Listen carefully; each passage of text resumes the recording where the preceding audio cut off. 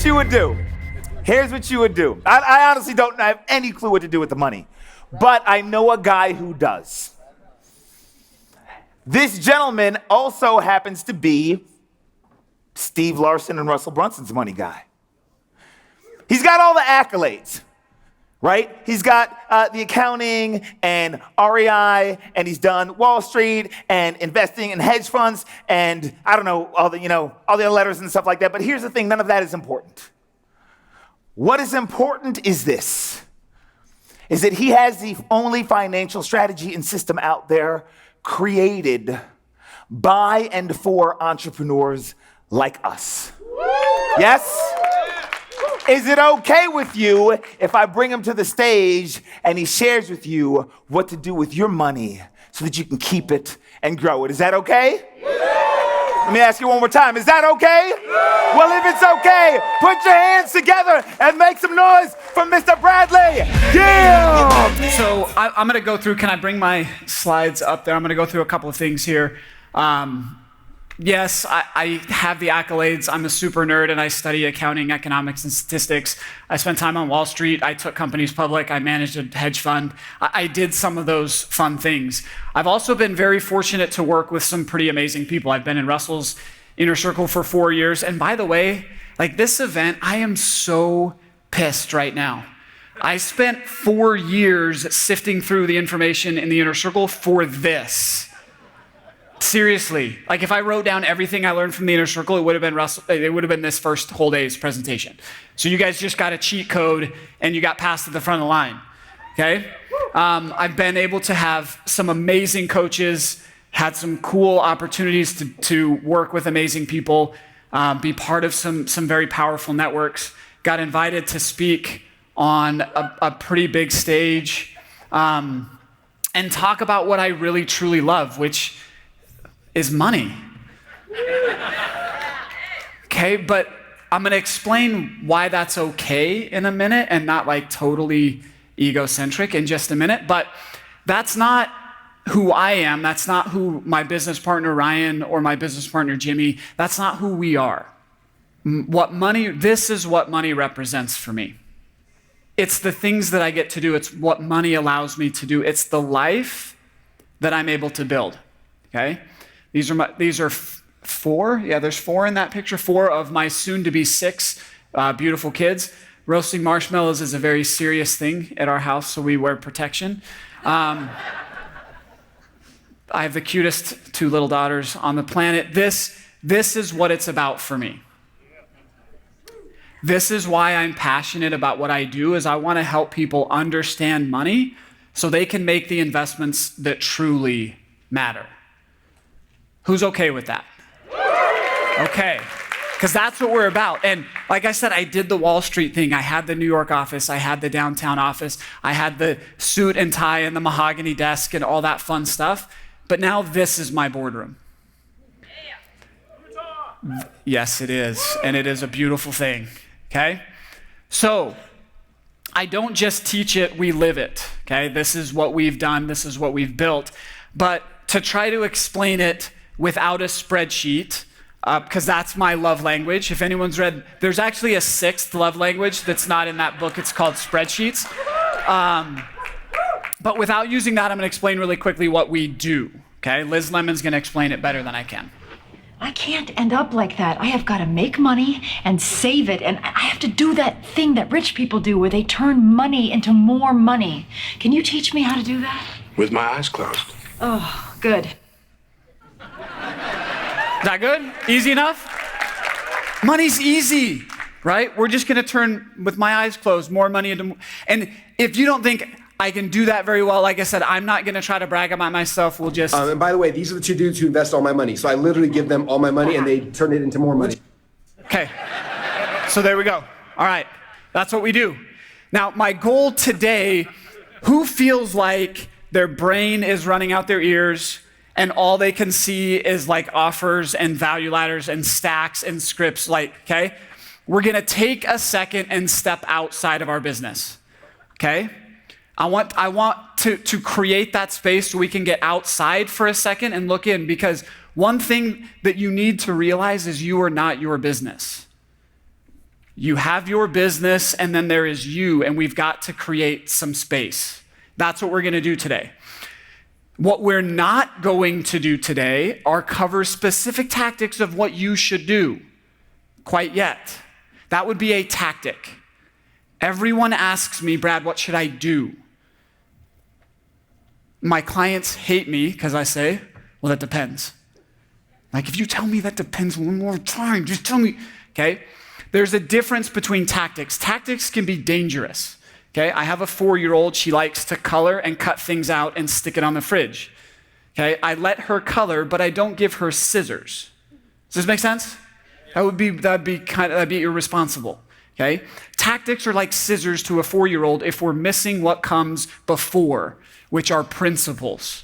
Okay, a very smart person last night at dinner, Myron, I had an amazing conversation with him. He said principles. Write this down. Get this ready. He said principles are God's automation. Yes. Ooh, somebody said yes. Okay? So we're going to learn the principles today. And once we have the principles, the tactics are easy. Guys, investing is so boring and so easy and so autopilot if we understand the principles. Otherwise, it's a lot of work. Okay? So we're going to get into those. And what I want you to leave with is we want to work on increasing our financial IQ, and we want to be empowered in the conversation of money. That's what I do, okay? Who has had a conversation with an accountant, an attorney, or a financial advisor and felt their stomach turn before walking into the room? Okay? Who felt uncomfortable while they were there talking? Okay, that's not by accident. Attorneys wear suits on purpose to make you feel small, okay? But we're going to change that. We're going to flip the script to where you can walk in and have any conversation about money and feel empowered. Who's ready for that? Okay, let's do it. We're going to start by acknowledging and understanding this. Everything you think you know about money is wrong. It's a pretty bold statement, right? Here's why. At some point in your life, you realized that this just wasn't for you, right? It might have been in school when you couldn't sit still. It might have been in college when you're like, what is the point of this? It might have been when you were sitting in your cubicle and you realized it was closer to a casket than a job, right? At some point, we just didn't fit in. The problem with money is when we leave this world and we're successful by breaking all the rules that we were told we couldn't break, what are we then told to do with our money? The same thing this guy's told to do. And what's his point? Why does he save? Why does he invest? What does he work for? Retirement. It's the most dangerous word in the English language. He's working so he can stop. A couple years ago, who knows Alex? Who's heard of Alex? Okay? He helped me understand myself as an entrepreneur. The word stop to an entrepreneur might as well be a death sentence. Yet that's what all the tactics you're taught about money is aimed at doing for you. This is why you hate those conversations. This is why it doesn't make any sense to you. It's not for you. Just like we've been learning about offers and messaging in markets, right? Financial products is no different. Unfortunately, 97% of people in the world are employees. So guess what 97% of the financial advice is created for? Employees. We're going to fix that today, okay? All right, so you came to this conference, just like I did, to learn to make money in your sleep. This is why I paid Russell, right? This is why I pay Steven. But the reality of what you're going to leave with is this. Okay, let me explain this for a second, okay? I was told that you can take $1 and give it to Mark Zuckerberg, right? And then how many does he give you back? 0. Well, okay. You can buy a Facebook ad, and how many should you get back? 2. Like, if you're bad at it, right? I talk to Steven all the time. He's like, yeah, I'm getting like $11 out of my webinar, and I haven't touched it in 18 months. So if we're bad, we can put $1 in and get $1 out, let's say in a month's period of time. If you're good at it, it should be more like a week. But let's say you're bad at it and it takes you a month. That's a 100% rate of return. And then you do that 12 months out of the year. That's a 1,200% rate of return. If I came to you as a financial advisor and said, I'm going to get you a 1,200% rate of return, like I'm going to jail. That's like Ponzi scheme stuff, right? You just learned how to do it. You were literally learning to build a money printing machine. Okay? Yes, woo. We're excited about that. This is why I study with Stephen, okay? Is to learn to do this better.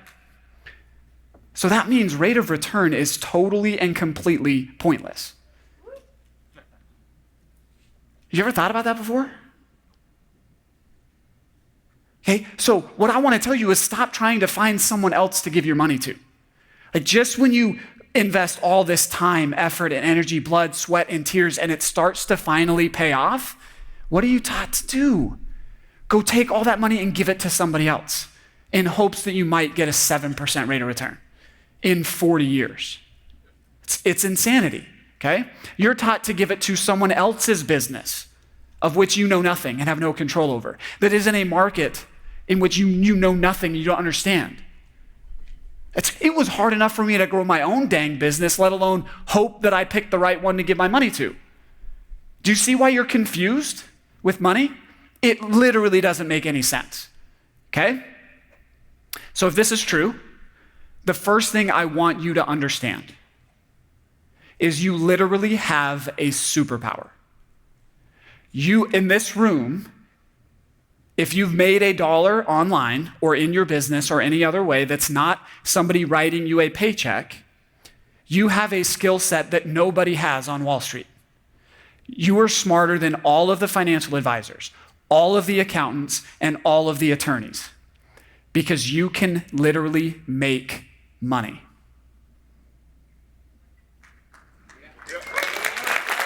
They can't. Okay?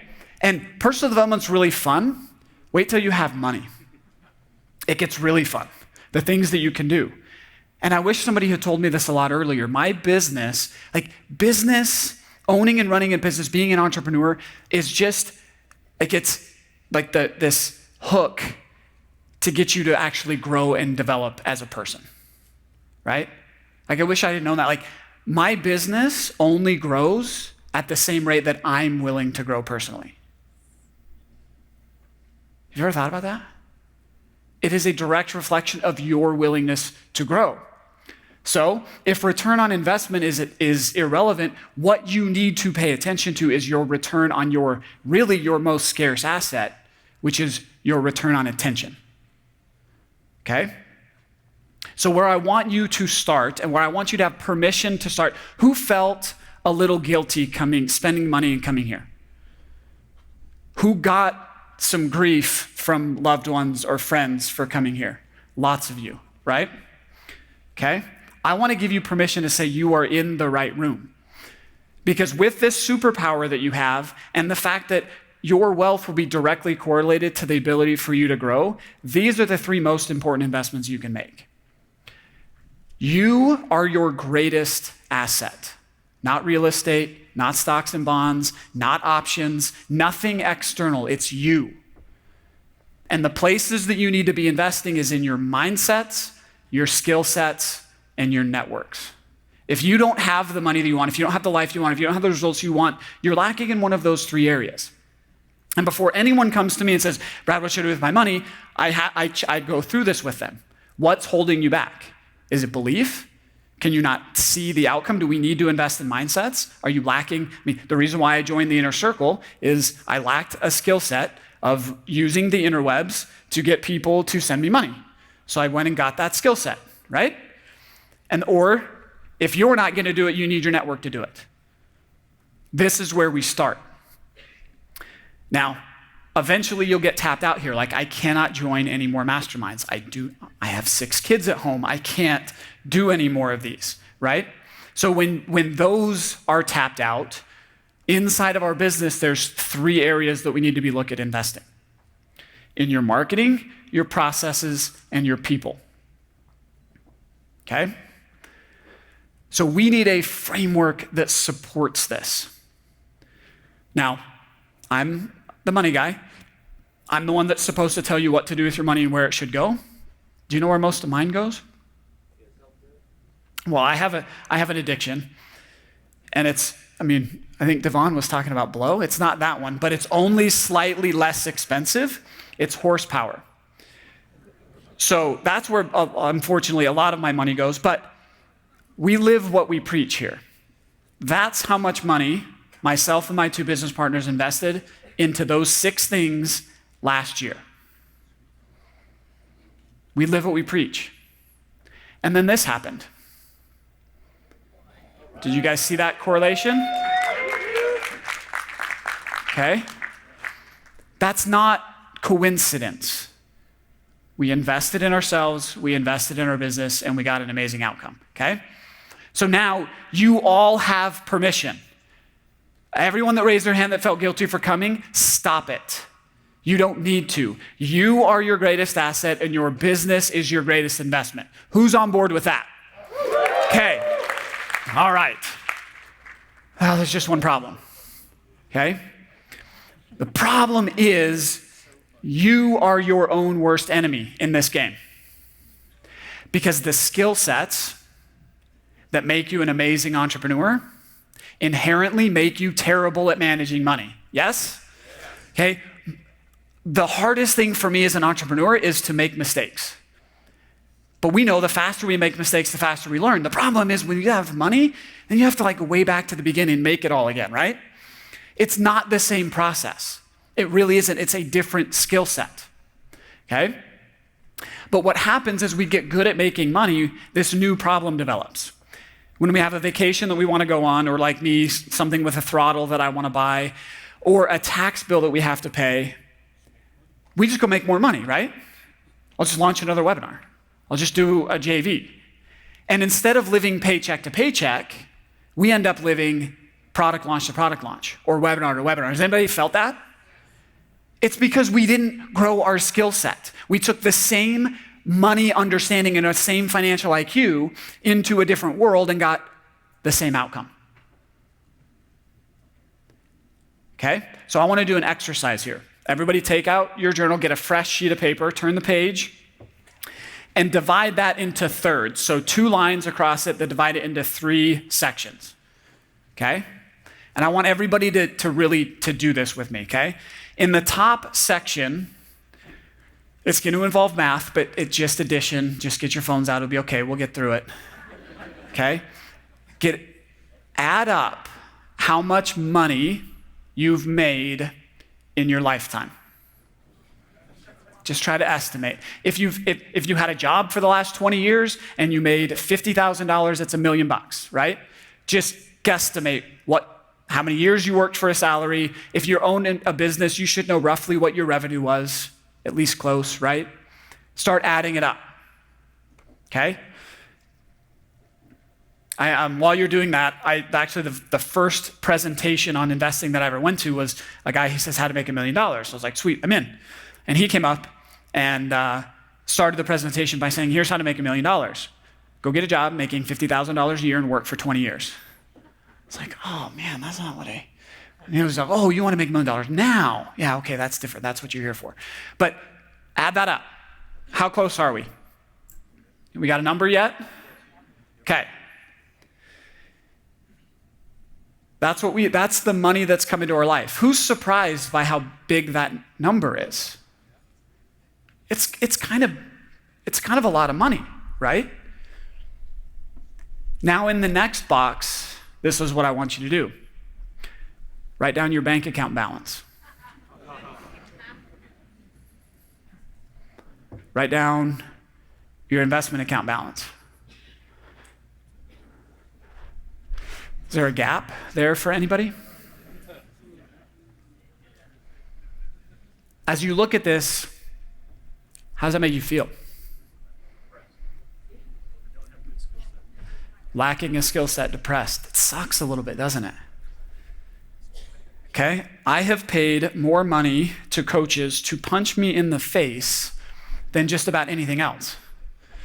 That's what I want to do for a second. Really look at that and internalize. Look how much, and I guarantee you the number you wrote at the top is a lot smaller than what's really come into your life. And what do we have to show for it? Okay, my mission, what I want to do is I want to reverse that. Because the more money that you're able to keep, the more of a difference you can make.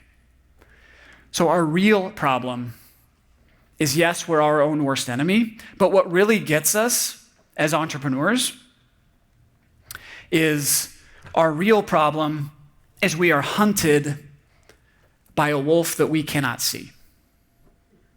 Who's felt that?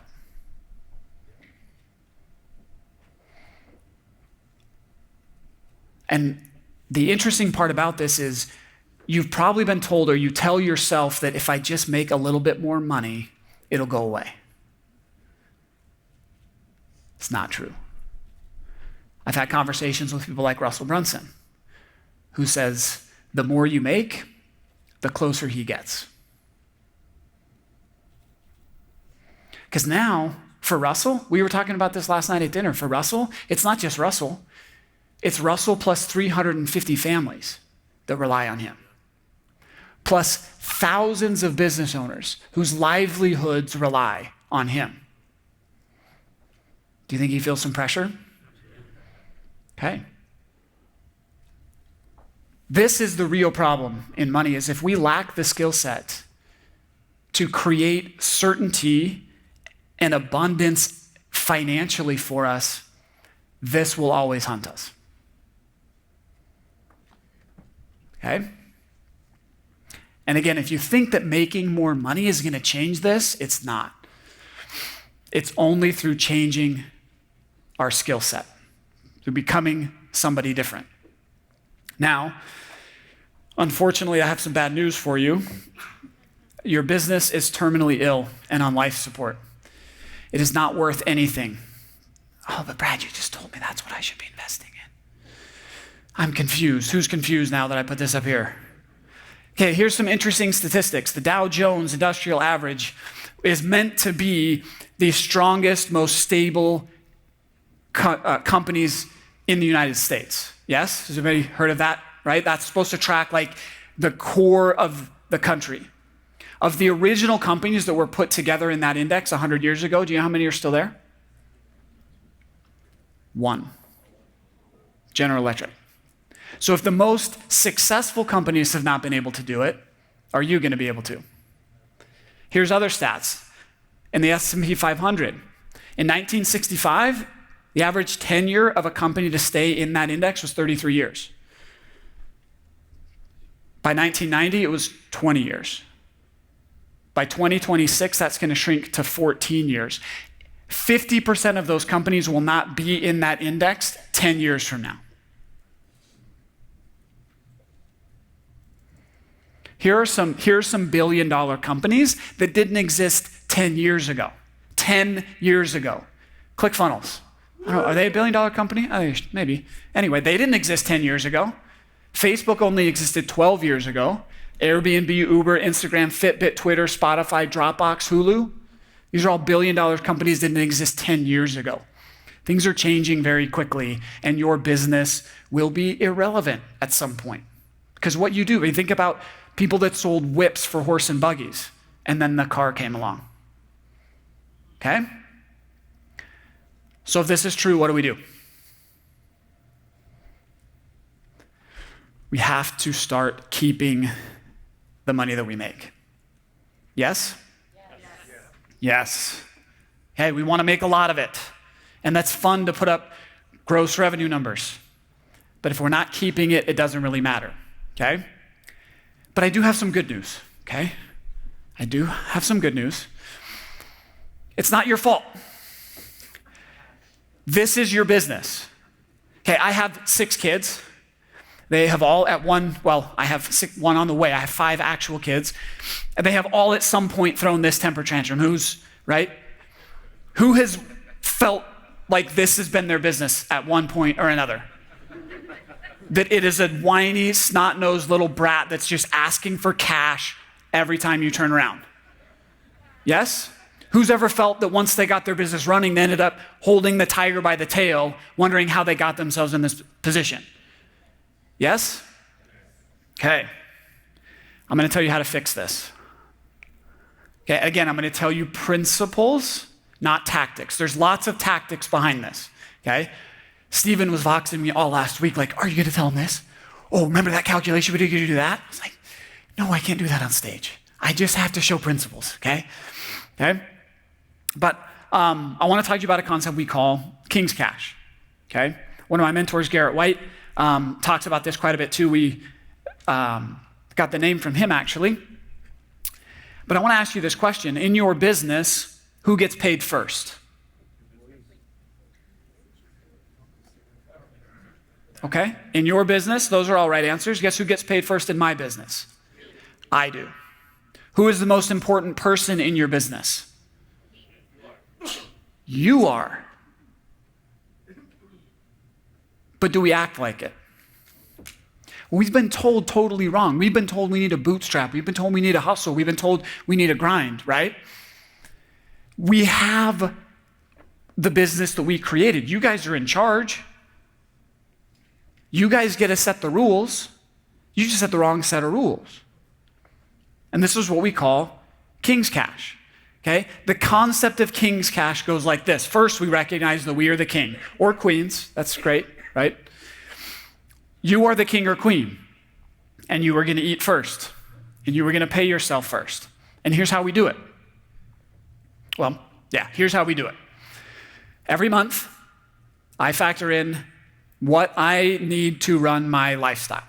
It could be $3,000 a month. It could be $5,000 a month. It could be $40,000 a month, just to where you don't have to think about money for the next 30 days.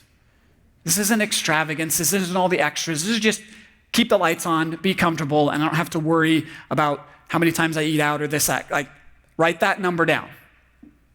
How much you would need to cover and just be comfortable for the month. That amount of money needs to go in your bank account on the first of the month because you get paid first. Now, I know what a lot of you are thinking is, well, my business doesn't make that much money. Okay, that's fine. And we do that for 3 months. And then at the end of 3 months, we look at our bank account balance. If we're doing things correctly, it should be positive. And again, there's tactics here that I need to fill the gap with that I won't be able to today. But the idea is we take that amount of money that we have, we leave a reserve in our business, because we calculate the same number, right? I know how much I need to run for a month. I know how much my business needs to run for a month. I leave 3 months reserves in my business, and all the rest of the money, whose money is that? It's mine. Because I'm the king and I'm going to eat. And I pay myself every quarter. The money that I take every month is my paycheck. That's what I get paid for coming and working every day in the business. Who's had the thought before, like, man, this would be easier. I should just go get a job. I'd make more money. Like, is anybody at that stage of their business? Right. Okay. That amount to cover your living expenses is to keep the noise down so you can go and work. The money you make every quarter, that's your King's Cash. That's what you get paid for owning the business. Okay? But I can already hear half the room being like, Brad, I don't make that much money. Brad, this is really hard. I can't do that. That's all I hear is excuses. Because the reality is, so I was talking, who knows Brandon Poulin with Lady Boss, right? Awesome guy, one of my heroes. He's amazing. But we were having this conversation, and every time I'd say, okay, dude, it's time to implement. Let's go. Let's start doing stuff. He's like, yeah, great, except I got this thing. I go, all right, 3 months later, it's time to go. Yeah, okay, yeah, but now we got this next thing. And there was always an excuse as to why it wasn't yet time for him to start taking King's Cash, for him to start paying himself, for him to start worrying about his personal wealth. And so I finally said, hey, Brandon, this has been really fun talking to you, but I can't work with lazy people. I'm sorry. And if you know Brandon, you know how he took that, right? And what I hear when people say that they can't do this is you as an entrepreneur have become lazy. You heard Stephen's story. How did he get to Funnel Hacking Live? Did he say, well, I don't have any money? No, he put his entrepreneur hat on and solved the problem. But then what happens when money starts coming in? We defer to money and we let money start solving our problems. Does this make sense? This is what you're doing to yourselves. So if you say, I can't pay myself that amount of money every month, it's saying, well, I'm letting money solve all of my problems, and I'm going to be lazy. But I want you to go through this exercise and write down how much money I need, and then start setting goals around King's Cash so that we now have a problem to solve. Then we put our entrepreneur hat on and we go to work. And we go to work building a business. We create it from the beginning, okay? I know that there are a bunch of you out there that still says, no, it's not working. I don't believe you. Who still doesn't believe me?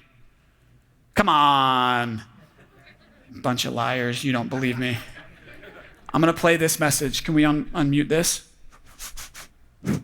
Okay, I take all my clients through this. I took Steve through this a little while ago. It sounds really simple right now, but that's the deceiving part about principles. Principles seem too easy. Like the truth is simple, right? But when we take those principles and apply them, we know that it's truth when it changes our life. So here's a message that Steven said he could play that he left me on a Voxer a few weeks ago after,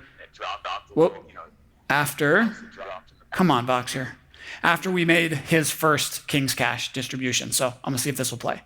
It is amazing the mental shift that happens when you start taking those draws, man. Holy crap. I saw that hit the account and then it dropped a little, obviously dropped in the business account. And for some reason, it's like, I don't know, man. Anyway, it's exciting. It's super exciting. I am like ready to crush. I cannot wait for next week. And little tiny things, the little nuances to improve the product or improve the funnel or whatever it might be, like that I wasn't really getting after. Like I'm getting after it. You know what I mean? It's so powerful, such a big deal. Taking that quarterly King's Cash. Holy crap. It's really exciting, man. Anyway, just want to say thanks. So it's been really, really impactful. It's also taught me how fat my other business is, because there's no way we could take a draw from right now. It's too low. There's no cash reserves. I'm probably spending too much money in the business, and now I have like a motivation. I'm like, crap, we gotta go trim the hedges a little bit here, right? Let's go trim down the fat a little bit on this so that I can go, get paid more. And instead of like me like getting paid like, oh, salary, yay, like that just keeps us afloat. But man, I get paid on that quarterly. So anyway, I just want to say thanks because this is a massive deal. It's a massive deal, even if it doesn't sound like it. Okay? Because I believe this to be absolutely true. If you're not getting paid a lot in your business, it will not grow. You heard Steven say it. As soon as he took that King's Cash, his entire vantage point of the business changed because he got paid. And then he was looking at things. Guys, he just spent a whole day talking to you about marketing techniques that got him paid, right? He ignored the rest and implemented the things that got him paid. That's what drives behavior. That's what drives motivation. And I want you to start putting that, obviously there's tactics that we can cover, but the principle is what I want you to get. Okay? Who's fired up? Is this? Yes. Okay? All right. Now, this is probably the hardest part, okay? Steven has, and I'll never call him Steve, man, dude. You shouldn't, I'm sorry, it's Steven. Steve, okay, talks about you've got to take on this identity of being a marketer, right? This is an identity shift as much as it is building a skill set, okay? This is why I work with Steve. This is why I work with Russell. This is why I work with people, because I'm still trying to take on that identity. There's other identity shifts I've had to go through, like working with Alex Charfin to really help me understand myself and take that identity as an entrepreneur. Okay? I worked with Garrett White to take on this concept. If I'm going to lead a movement, I need to be a leader. If I'm going to have employees, I need to be able to lead. And I had to start telling myself and learning those skills and taking on that identity. Before any of this will work, you have to take on the identity that you are a capitalist and that you are going to get paid. Okay? And this is an identity. Who out there thinks they're bad with money? Okay, if you don't think so, look at your sheet. Everyone look at your sheet. Now, who's not good with money? Okay, this is an identity that we've got to start shifting. Okay? You can either feel guilty about that and you can avoid it. Who's ever not opened their bank account balance because they just didn't want to see what was going on? We have to stop that and get committed. Just like anything, you're going to suck at first. You're not going to have enough money. You're not going to make your distributions. You're not going to hit your numbers. You're not going to understand. You're going to sound and feel really dumb. But if you stay committed to learning, just like you learn marketing, just like you learn entrepreneurship, just like you learn leadership, money and this skill set can be learned. So instead of asking the question, who can I find to give my money to, you should be asking the question, who can I find to teach me money? Do you see the difference in that question? That's what I want you to understand. That's why the entire financial system is broken, is they will not teach you. Because then they're irrelevant. Okay? Now, once you get paid, someone else is there with their hand out. Yes? Yes. Okay? So this is with that king's cash that you now have in your bank account, your number one destroyer of wealth is Uncle Sam. Okay? And I believe it's your patriotic duty to pay the least amount in taxes that you possibly can. Thank you. Okay. This a couple of years ago, I only watch, this is just pure enjoy. I only watch the presidential debates for entertainment. And Donald Trump has delivered, yes? But this is a statement I want us all to listen to. Or maybe he doesn't want the American people, all of you watching tonight, to know that he's paid nothing in federal taxes, because the only years that anybody's ever seen were a couple of years when he had to turn them over to state authorities when he was trying to get a casino license, and they showed he didn't pay any federal income tax. So if he's paid zero, that means zero for troops, zero for vets, zero for schools or health. Think what you want about Donald Trump, but that makes him smart, okay? So in addition to getting paid, you need to learn how to keep your money out of Uncle Sam. Well, how are we going to do that? Okay, this is where you can get out. This is where I'm going to get into a little bit of tactics. Okay, there's this group of islands called the Cook Islands over here. And get a pen and write really quick. All we have to do is go through this very simple, and this is what we're told, right? The taxes are this difficult and hard. Who has a physical reaction to the word tax planning? Yeah, right? That's because you think it's this. I want you to start thinking about taxes this way. There's about 10,000 pages in the US tax code. About 10 of them tell you how much tax you have to pay. It basically says everything you make is taxable, and here's a bunch of tables to do your calculations. So what's in the other 9,990 pages? All the ways you cannot pay taxes. It is a treasure map. It really is. It's a game. But who's it written for? Business owners and investors. That's who it's written for. So the reason why you know nothing about the tax code is it's not written for you, because your advisor is talking to you as an employee. And then Congress felt bad, and so they slipped in this one little section called Section 401k, and for some reason that's all that anybody can pay attention to. That's for the employees. That's the bone they threw the employees. The rest of it is for us to not pay taxes, okay? Who's more excited about income taxes all of a sudden? Yes, okay? So we need to get committed to learning to, and you don't go read the tax code. Please don't add it to your Amazon cart. That's not what I'm saying.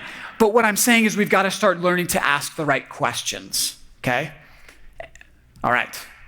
Now, there's 4 total things that will destroy your king's cash. The IRS is one of them, and it's the biggest one. But there are 3 others. Second is predators and creditors. Okay, we all know that. We live in the most litigious society. Markets. Okay, we can't remember what's more important than return on investment? Did you guys write it down? Return on attention. If you're worried about what's going on with Donald Trump's trade embargoes with China because that's affecting your 401k, where's your attention?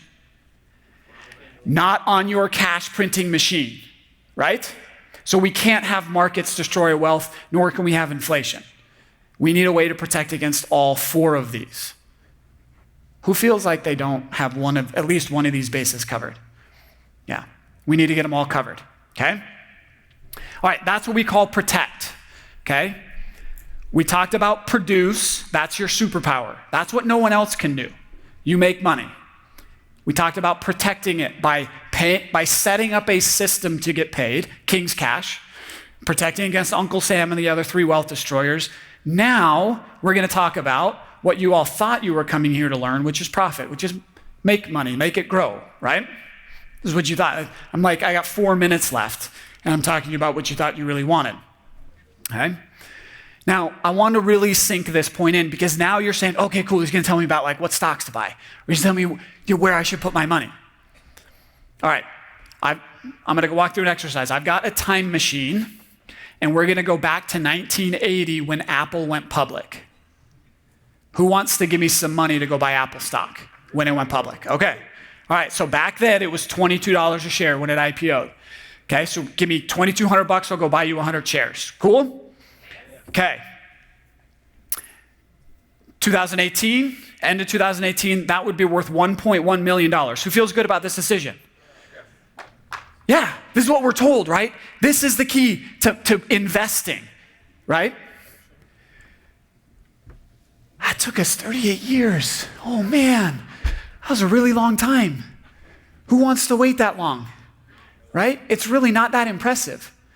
All right, well, what about Amazon, right? Amazon's way better choice. Let's do Amazon. Who wants to go back to 1997 and invest in Amazon with me? Surefire win, right?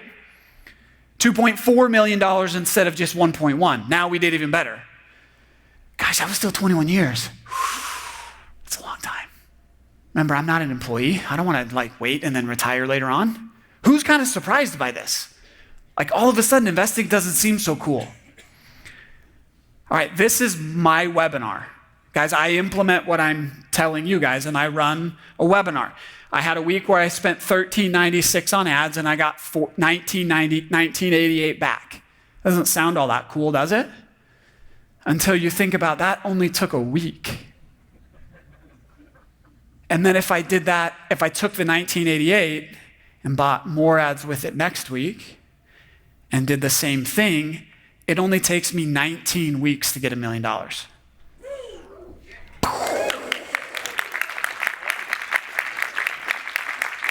Okay, this is why you see people get 2 Common Clubs awards in like no amount of time. This is what's happening. Okay? So before we go invest, I need to ask you a question. I will stop you and I will go back through and say mindset, skill sets, network, right? Marketing, systems, and people.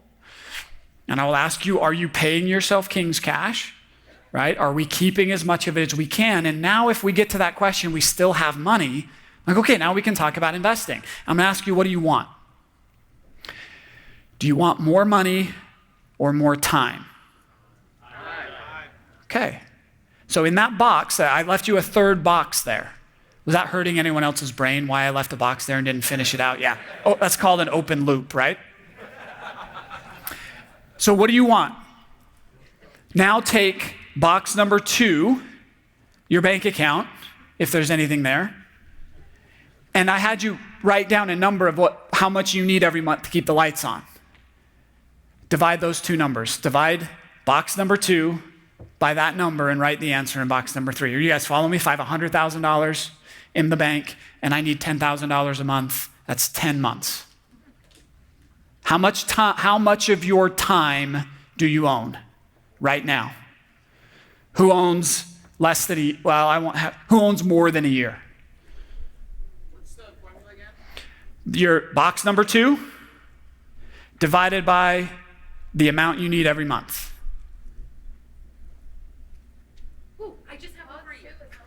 Just over a year. She gets to raise her hand. Okay, I have more than a year. Okay? Who has more than 5? 10? 20? A couple people. Okay, is this sobering? You said you wanted time, but how much of your time do you own? And again, this is the wolf that hunts us. It sounds really fun. I'm over time, but they're not going to come get me off stage, so I'm going to keep talking. This sounds really fun, to be the attractive character of a business, right? But all businesses have a half-life. They're all worthless at some point. So that wolf that hunts us is the knowledge that we are the one, no matter how automated our business is, no matter how passive is such a lie, no matter how automated our business is, we are the ones that have to wake up every day and push it forward, right? So if we want to invest and we want more time, the thing that gets us there is this. Think about this. In any sport, the ultimate achievement is a championship, right? And no matter how good you are, the question is always asked, have you won a championship, right? Doesn't matter how many games you win, what stats you rack up. If you don't have a championship, you're always lacking. Same thing happens in your business. No matter how much gross revenue, no how many stages you're on, no matter how impressive things look, what's your Super Bowl ring? Tom Brady has a lot of them. Inside of your business, what's your Super Bowl ring? It's cash flow. What allows you to own your time infinitely, my hand didn't go down at 20 years or 30 years or 40 years or 50 years or 60 years or 70 years or 80 years because the only thing I invest my money outside of my business for is to create cash flow. Because cash flow gives me time. And as soon as my cash flow exceeds that number of what I need every month, I'm free. That's it. And this is important because I needed to get free from my business. Not just free from a job, not just free so I needed to get free from my business because 4 years ago, I was in a situation where I had to make a very difficult decision. I was part of another company. We had a partnership, and I was making really good money, $500,000 a year or more. But I knew I had something more. I knew I had this message, and I had to figure out how to get it out. But leaving to be able to do that required me to cut ties with friends. And I went 9 months where it would have been illegal for me to produce revenue because of licensing. Those that had to stay behind, and I had a waiting period. Who could leave their active source of income now for 9 months and grow a business? Okay, a couple of you can. On top of that, I wrote a check to Russell Brunson for $25,000. I wrote a check to Garrett White for $10,000 and then another one for $40,000. And then I wrote 2 other checks totaling $50,000 in that 9-month time period without the ability to generate income. I was a madman, yes? But I could do those things because, the thing says, please wrap up, fine. I could do that because I was free. Even from my business, okay? Now these principles sound, not like what you hear. Think about this think about an iceberg, right? What you see in the investing world is what sits above the surface, that little 10%. That is not true wealth. True wealth is what sits below the surface, the 90% that nobody sees. That's the conversation of money that you need to enter. Okay? This is what you need to be committed to. Okay? I'm going to roll real quick here. Wow, I have a lot left, but I'm going to go fast. Okay, I hope you're a little bit more confident. Who's more confident knowing these things? Okay, yes. But I don't feel like that's enough. I need to help make you certain. Okay? And what's missing, the last element you need is you need a game plan. Even Michael Jordan would not have stepped on the court without a game plan, right? Okay? So no matter how much you increase your IQ, you need your game plan. And it consists of 3 elements. One is you need your target. We have that. You are your number 1 asset. You are the king and you're going to get paid, and we're going to work for that Super Bowl ring. That's our target, right? Okay. Number 2 is we need a system. Okay? No one would ever run a business without understanding what they want to do for the next 10 years, what they're going to accomplish in the next year, and what they want to accomplish over the next 90 days. Who has that with their money? I know I have a client out there somewhere. Raise your hand. Stopper, where are you at? Okay, there's some, okay? So we need to create these for our money and our business. We need to start identifying what's broken, what gaps we have, what resources we need, and what actions we're gonna take. Because the worst thing to happen is to have your business grow and outpace your own financial IQ. That gap is what leads to the gap on your piece of paper, okay? And then lastly, we've got to solidify into this identity of who we are. It is okay to get paid. It is okay to make insane amounts of money. Because what I believe is a principle that we in our world we call dollars follow value. Okay? So start identifying that you are somebody who can learn and control money. That you are a capitalist, and that's okay. And then I'm just wrap up with this. We believe this identity so strong and this purpose of money so strong that we've printed our saying on all of our shirts. Rise up. Rise up is taking on the identity part. Rise up is doing the work. Rise up is taking ownership so that we can live free. And we believe in this so much, we print it on the back of every shirt that we send out. We ask everybody to identify who they are, put it on, and go do something that resonates with them, that moves them, and take a picture. So I just want to end with this question. Who here is ready to rise up and live free? Yes. Let's do it. Thank you, everybody.